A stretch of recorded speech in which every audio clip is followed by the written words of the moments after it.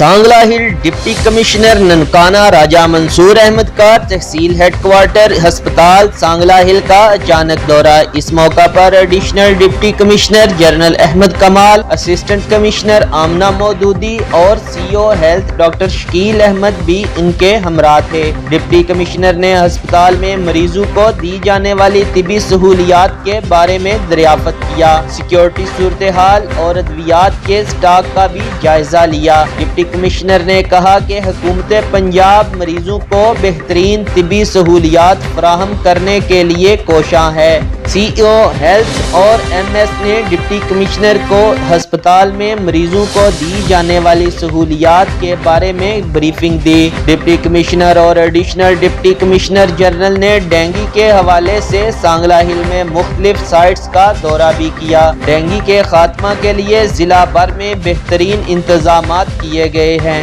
انہوں نے کہا کہ ننکانہ کی تمام تحصیلوں میں ہاٹ اسپاٹ ایریاز کی چیکنگ خود جاری رکھوں گا۔ ڈینگی کے حوالہ سے کسی قسم کی لاپرواہی برداشت نہیں کی جائے گی۔ یقین نیوز کے ساتھ ملک عابد، سانگلہ ہل۔